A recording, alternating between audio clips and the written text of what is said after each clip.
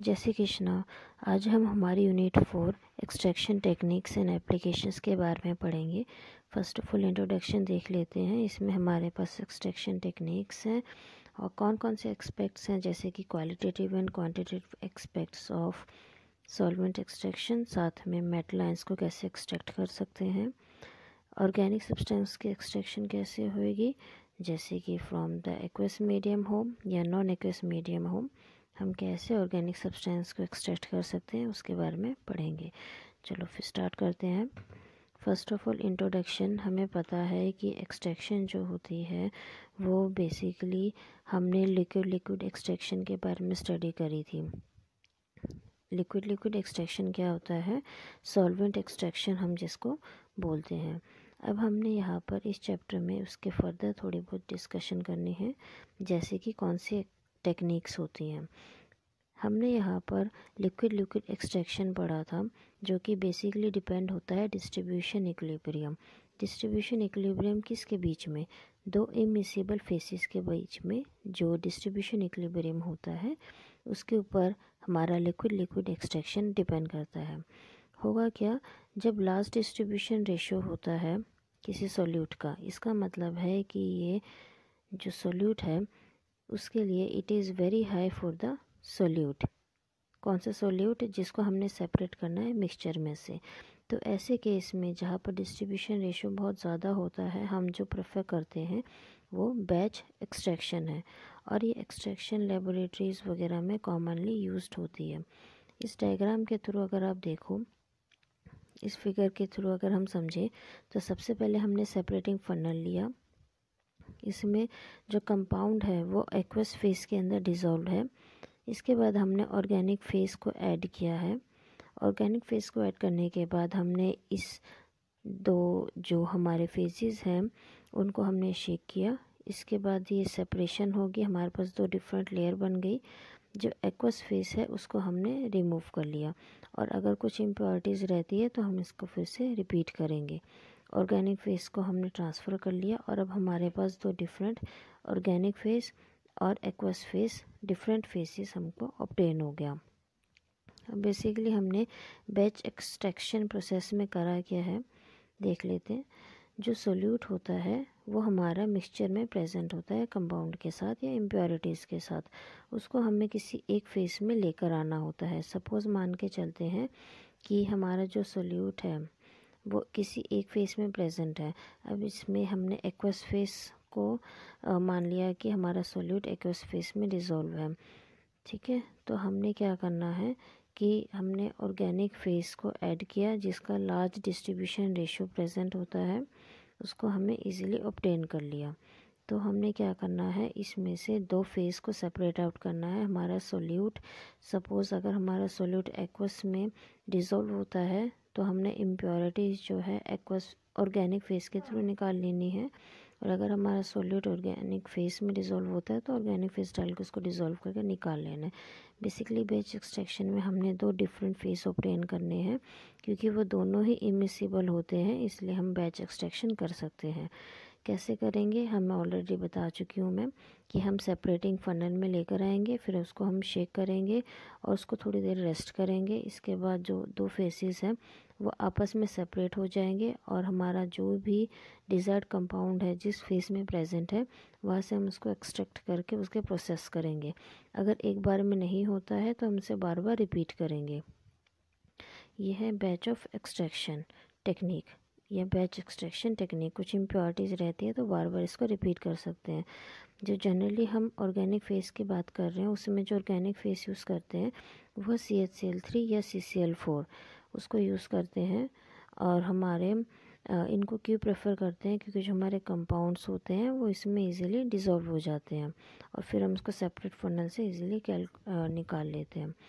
अगर हम कंपाउंड की बात करें, if the compound is more soluble in solvent, जैसे कि ईथर जो कि वाटर से लाइटर है, फिर क्या करेंगे, then the solute gets extracted in the upper layer in the separating funnel, and the two layers are then separated, and then pure compound is obtained from the organic layer by removing the solvent. अगर वो water से भी light है तो वो dissolve हो सकते हैं ईथर जैसे में, तब हम उसको वहाँ से एक्सट्रैक्ट करके वहाँ से भी निकाल सकते हैं। जैसे यहाँ पर ABCD दे रखा है और आप इसको एक बार देख लो कि वही सेम है। इसमें सिर्फ कंडीशन ये है कि अगर ये वाटर से कम डेंस है तो फिर हम उस केस में कैसे एक्सट्रैक्शन करेंगे। दोनों सिचुएशन में जो एक्वस लेयर है वो उसमें रिमेनिंग कंपोनेंट्स प्रेजेंट होते हैं मिक्सचर के, इम्प्योरिटीज़ के, जो कि वाटर सॉल्युबल होता है। अब बैच एक्सट्रैक्शन के बाद हमारा नेक्स्ट है कॉन्टिन्यूस एक्सट्रैक्शन। इसको हम कैसे यूज़ करेंगे, इसमें हमने वहाँ पे यूज़ करना है जहाँ पर आपका डिस्ट्रीब्यूशन रेशियो जो है वो फेवरेबल नहीं है। बैच एक्सट्रैक्शन में आपका जो डिस्ट्रीब्यूशन रेशियो तो हाई था, बट इस केस में जो डिस्ट्रीब्यूशन रेशियो है वो लो है। ऐसे सिचुएशन में क्या होने वाला है, इसी सिचुएशन में हमने क्या करना है, even though the usage of large amounts of solvents for extraction will not yield appreciable amount of solute, so simple extraction technique जो है कॉन्टिन्यूस एक्सट्रैक्शन, उसको कैरी आउट हमने करना है। अब हमने इसमें जो ऑपरेटर्स यूज़ करना है वो है सॉक्सेल्ट ऑपरेटर्स। इस ऑपरेटर्स में अगर आप देखोगे तो क्या होने वाला है, सॉक्सेल्ट ऑपरेटर्स में हमने इसको हीटअप किया, जो हमारा सॉल्वेंट है ये हमारा सैंपल प्रेजेंट है, ठीक है। इसमें हमारा जो वाटर है वो कंडेंस होगा। कंडेंस होने के बाद इसका क्या प्रोसेस है उसको मैं यहाँ पर एक बार बता देती हूँ। एक्सट्रैक्टिंग सॉल्वेंट जो है यहाँ पर उसमें हमने ऑपरेटर्स में लिया, इसके बाद हमने राउट बॉटम फ्लास्क में उसको हीट किया। हीट करने के बाद जो वेपर्स है सॉल्वेंट के वो ऊपर गए। इसके बाद जो हमारे पास एक अदर ट्यूब थी वहाँ पर ये कंडेंस होगी। इसके बाद जो कंडेंसेट है कॉन्टिन्यूसली उसके पास हो रहा है एक्वस लेयर के थ्रू, जिसमें सॉल्यूट प्रेजेंट है, उसको हमने फिर वहाँ से एक्सट्रैक्ट करना है। The continuous passage of condensate through the aqueous layer keeps on repeating and the fresh lot of solvent enters every time in form of condensed vapors and extracts the desired solute। यही बात है, हमने heat किया है, हमारा sample vapour बनाता है, vapour बनाने के बाद वो कंडेंस हुआ है, कंडेंसेट हमने यूज़ किया जिसमें इसके जो वेपर्स है वो डिज़ोल्व हो गए और हमने उसको फिर एक्सट्रैक्ट कर दिया। कॉन्टीन्यूसली हम करते रहेंगे जब तक हमारे पास डिज़ायर्ड अमाउंट का या डिज़ायर्ड जो हमारा कंपोनेंट है वो ना आ जाए। जो हमारा इस केस में हमने ध्यान रखना है, जो हमारा पार्टीशन रेशियो है, जो विस्कोसिटी है फेस का, और जो रिलेटिव फेस ऑफ वॉल्यूम है, और जो एरिया ऑफ कॉन्टैक्ट है between the faces will determine the efficiency of the procedure. तो अगर हमारे जो प्रोसीजर है दोनों, चाहे एक्सट्रैक्शन हो गया कॉन्टिन्यूस एक्सट्रैक्शन या बैच एक्सट्रैक्शन, उसमें हमारे जो उस प्रोसीजर की एफिशिएंसी है वो डिटरमाइन कौन करेगा, पार्टीशन रेशियो, विस्कोसिटी, फेसेस की क्या विस्कोसिटी है, क्या रिलेटिव फेस वॉल्यूम है, क्या एरिया ऑफ कॉन्टैक्ट है। ये जो चीज़ें हैं ये हमारा बेसिकली डिसाइड करने वाली है। इसके बाद हमारे पास है liquid partition method can be extended to the separation of solutes processing only small differences in their partition coefficient. कौन सा मेथड है, काउंटर करंट एक्सट्रैक्शन और डिस्ट्रीब्यूशन। कहाँ पर है, ऑटोमेटेड डिवाइसेस में इसको यूज़ कर रहे हैं। इसमें क्या होने वाला है, both the faces with fresh portions interact करेंगे एक दूसरे से and the solute distributes between them, जो सॉल्यूट्स है वो डिस्ट्रीब्यूट हो जाएगा। काउंटर करंट एक्सट्रैक्शन इंडिकेट क्या कर रहा है, दो फेसेस जो है वो मूव कर रहे हैं ऑपोजिट डायरेक्शन में। जिसका कोफिशिएंट के डी, डिसोसिएशन कोफिशिएंट की वैल्यू ज़्यादा है, उतना ही माइग्रेशन स्पीड ज़्यादा होगी और उतना ही कंपाउंड का के डी कम होगा, ठीक है, तो उसका माइग्रेशन स्पीड कम होगा। जनरली ये जो मेथड है कहाँ एप्लीकेबल होता है, ग्लास या कॉलम क्रोमेटोग्राफी, जहाँ पे फेल हो जाए। It is not possible to separate compounds of limited solubility with salts of other strong polar compounds। इस टेक्निक का एडवांटेज क्या है, पहला तो ये है कि जहाँ पे GC यानी कि गैस क्रोमेटोग्राफी फेल हो जाए वहाँ पे इसको यूज़ कर सकते हैं। दूसरा क्या है, ये ऑलमोस्ट आइडेंटिकल सॉल्यूट्स जिसका सिमिलर डिस्ट्रीब्यूशन रेशियो है उसको भी हम सेपरेट आउट कर सकते हैं इस मेथड के थ्रू। ये इसका एक एडवांटेज है। Counter continuous extraction, counter current distribution sorry. इसके बाद हमारा qualitative and quantitative aspects of solvent extraction. ये जो इक्वेशन आप सामने देख रहे हो डिस्ट्रीब्यूशन कोफिशिएंट का, ये हमने प्रीवियस चैप्टर से पिक किया है डायरेक्टली। वी एक्वस मतलब वॉल्यूम कितना है, और इसके बाद आपके पास वी वॉल्यूम कितना है वाटर का, वी ऑर्गेनिक है मतलब वाटर ऑर्गेनिक फेस का कितना वॉल्यूम है। इसके बाद हमने ये कैलकुलेशन सिंपल कैलकुलेशन लिखी है। अगर आपको लर्न होती है तो वेल एंड गुड, अगर आप नहीं समझ में आ रहा है तो इस टॉपिक को आप स्किप भी कर सकते हो। जनरली इसमें से क्वेश्चन नहीं आते हैं क्योंकि ये थोड़ा कैलकुलेशन पार्ट आ जाएगा। अगर आ गया तो फिर वंस इन अ वाइल हो जाता है, बट जनरली यहाँ से क्वेश्चन देखे नहीं जाते हैं। जो आपका क्वेश्चन आएगा वो आर के ऊपर आ सकता है। डिडक्शन डिग्री ऑफ एक्सट्रैक्शन क्या है, डिग्री ऑफ एक्सट्रैक्शन क्या होता है, टोटल वेट जिस मेटल को हमने एक्सट्रैक्ट करना है ऑर्गेनिक फेस में, उसको हम डिग्री ऑफ एक्सट्रैक्शन कहते हैं कि कितना हमने एक्सट्रैक्ट किया है ऑर्गेनिक फेस में। आर इसमें ऑर्गेनिक फेस में weight of metal extract organic face, और ये एक्वस फेस। तो हम इसको दोबारा से रीराइट कैसे कर सकते हैं, इस फॉर्म में रीराइट कर सकते हैं। इस फॉर्म में हम इसको रीराइट कर सकते हैं। जो आर की वैल्यू होती है 90 to 100% होती है, इनके बीच में होती है, जिसका मतलब है या तो कंप्लीट एक्सट्रैक्शन हुआ है, इसके बाद इसका कॉरस्पॉन्डिंग वैल्यू गिवन है ये रेंज का। तो बेसिकली आप इसको डायरेक्टली रन कर सकते हो कि कितने एक्सट्रैक्शन है। इसके बाद हम देखते हैं extraction of metal ions from aqueous solution. इसमें क्या होने वाला है, हम यहाँ पे दो केसेस पढ़ने वाले हैं, एक्सट्रैक्शन मेटल क्लोराइड्स के और नाइट्रेट्स के, कौन सा सॉल्वेनेशन के थ्रू, और इसके बाद हमने पढ़ना extraction of metal ions by chelation. ये इंपॉर्टेंट टॉपिक है, यहाँ से क्वेश्चन आते हैं। हमने करना क्या है, मेटल क्लोराइड्स और नाइट्रेट्स हैं, इनकी एक्सट्रैक्शन करनी है। पहले हमने करना है सॉल्वेशन मेथड के थ्रू, दूसरा हमने करना है चिलेशन मेथड के थ्रू। हमने अब इसमें सॉल्वेशन को पढ़ना है। सॉल्वेशन में हम पहले क्लोराइड पढ़ेंगे और फिर मेटल नाइट्रेट्स पढ़ने वाले हैं। सॉल्वेशन टेक्निक में एक्सट्रैक्शन ऑफ मेटल क्लोराइड्स।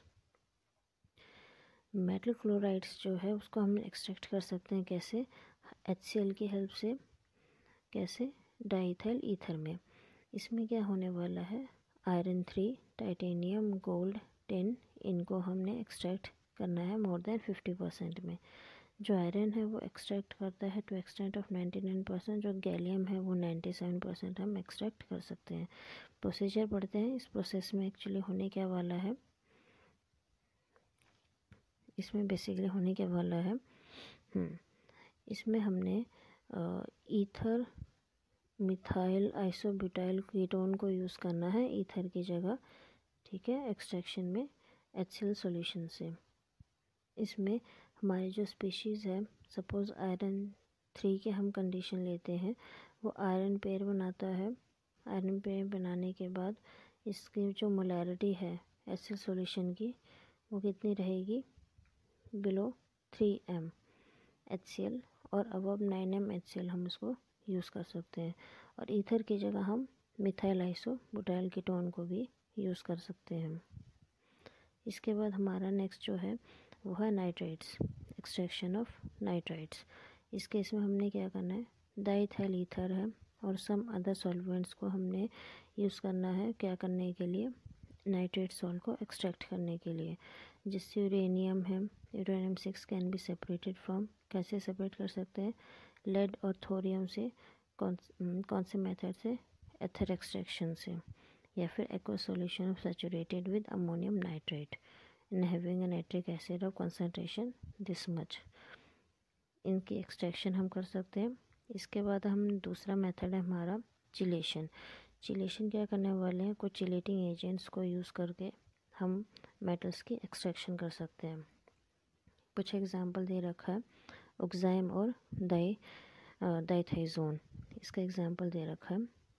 अब ये क्या चीज़ है, ये एक मेटल आयन कॉम्प्लेक्स है, ठीक है, dithizone and its metal and complexes जो है वो वाटर इनसॉल्युबल है, बट ये सॉल्युबल होते हैं क्लोरोफॉर्म में और कार्बन टेट्राक्लोराइड में, CHCl3 में और CCl4 में ये सॉल्युबल होते हैं। इसलिए हम कुछ मेटल है जैसे आयरन, कोबाल्ट, निकल, कॉपर, जिंक, इन सब को हमने मेटाचिलेट्स के फॉर्म में एक्सट्रैक्ट कर लेना है। नेक्स्ट टॉपिक है हमारा ऑर्गेनिक सब्सटेंसेस की एक्सट्रैक्शन। इसमें हमने क्या करना है, ऑर्गेनिक कंपाउंड्स की जो एक्सट्रैक्शन है वो करनी है सॉल्वेंट एक्सट्रैक्शन के हेल्प से। क्यों इम्पॉर्टेंट है, क्योंकि ये काफ़ी ज़्यादा केमिकल लेबोरेटरी में यूज़ होता है। अब यहाँ पे हमने देखना है जो एक्सट्रैक्शन ऑफ ऑर्गेनिक कंपाउंड है वो aqueous and non aqueous medium से कैसे हो सकता है। फर्स्ट केस हम ले रहे हैं एक्वस मीडियम का केस, कि हमने कैसे इसको एक्वस मीडियम से एक्सट्रैक्ट करना है, किसको, ऑर्गेनिक कंपाउंड को। Suppose we have carried out a synthesis of organic compound, organic compound हमने बनाया और ये एक्वस फेस में प्रेजेंट है अपने इम्प्योरिटीज़ के साथ। तो ऐसे कंपाउंड में जो ऐसे कंपाउंड के लिए जो कि सॉल्युबल है ऑर्गेनिक सॉल्वेंट में, and on the other hand impurities being not soluble in organic solvent. Condition ये है कि जो कंपाउंड है वो तो ऑर्गेनिक सॉल्वेंट में डिज़ोल्व है, बट जो इम्प्योरिटीज़ है वो डिज़ोल्व नहीं होती है। तो हम क्या कर सकते हैं, प्योर कंपाउंड को एक्सट्रैक्ट कर सकते हैं ऑर्गेनिक कंपाउंड में, ऑर्गेनिक सॉल्वेंट में एक्सट्रैक्ट कर सकते हैं। सो हमने क्या करना है, हम इसका बेनिफिट पिक करेंगे कि इम्प्योरिटीज़ अगर डिज़ोल्व ना हो तो हम क्या करेंगे, बेसिकली ऑर्गेनिक सॉल्वेंट यूज़ करेंगे, फिर उसको शेक करेंगे। शेक करने के बाद जो हमारा डिज़ायर्ड प्रोडक्ट है वो ऑर्गेनिक सॉल्वेंट में ऐड हो जाएगा और जो इम्प्योरिटीज़ है वो एक डिफरेंट लेयर बना लेगी और वो एक्वा सॉल्यूशन में ही रहेगी। इसके बाद हमने इन दो फेसेस को, ये जो लेयर है हमारे, इन दो लेयर्स को सेपरेट कर लेना है और जो हमारा डिज़ायर कंपाउंड है वो ऑर्गेनिक सॉल्वेंट में उसके हेल्प से हमने एक्सट्रैक्ट करना है। अब हमारे पास दूसरा केस आता है नॉन एक्वस मीडियम का। ऐसे केस में जो सेपरेशन होता है, such a separation of organic compound involves क्या, acid base chemistry, also in addition to the use of solvent extraction. Simply situation लेते हैं, ऑर्गेनिक फेस है, उसमें दो कंपाउंड्स होते हैं, एक होता है एसिडिक, दूसरा होता है neutral. Suppose benzoic acid and hexane. Here we can take advantage of acidic nature of benzoic acid. We can take the mixture of two compounds in the separating funnel and NaOH solution उसको हमने add कर दिया। Then benzoic acid जो है वो sodium benzoate बना देगा और ये एक्वस लेयर में चला जाएगा और फिर इस तरीके से हमने दो लेयर को सेपरेट आउट करना है। और जो हेक्सेन है वो प्रेजेंट होगा एक सेपरेट ऑर्गेनिक लेयर में। From the aqueous phase, sodium benzoate can then be converted into benzoic acid, mild acid के साथ ट्रीट करके, और फिर ये जो बेंजोइक एसिड है उसको फिर हम एक्सट्रैक्ट कर सकते हैं ऑर्गेनिक सॉल्वेंट को यूज़ करके, सो दैट हमें एक प्योर बेंजोइक एसिड ऑब्टेन हो सके। इसी तरीके से बेसिक ऑर्गेनिक कंपाउंड जैसे कि अमाइंस, उसको सेपरेट कैसे कर सकते हैं, न्यूट्रल वन के साथ। जब दोनों के दोनों प्रेजेंट है एक मिक्सचर में, सपोज जैसे कि एक ऑर्गेनिक सॉल्वेंट हमने ऐड कर दिया और इसके बाद जो मिक्सचर है उसको शेक कर दिया डाइल्यूट HCl में, और एक्वस लेयर हमें एक मिल जाएगी जिसमें सॉल्ट ऑफ अमाइन प्रेजेंट होगा, और इसके बाद लिक्विड एक्सट्रैक्शन से हमने उसको आउट कर लेना है, निकाल लेना है। तो ये बेसिकली यहाँ पर आपने कंडीशंस देखी हैं कि कैसे हम उसमें से एक्सट्रैक्ट आउट करने वाले हैं, चाहे एसिडिक हो चाहे बेसिक हो। इस चैप्टर में ओवरऑल हमने जो ब्रीफिंग करनी है वो इन्हीं सब चीज़ों की एक बार ब्रीफिंग करने में आपको ऑलरेडी बता चुके हैं। अब एक बार इसको स्टडी करेंगे तो आपको उसमें से समझ आ जाएगा। आई होप आपको ये लेक्चर पसंद आया है। प्लीज़ पसंद आया तो लाइक कीजिए और हमारे चैनल को ज़्यादा से ज़्यादा सब्सक्राइब कीजिए। Thank you so much for your time.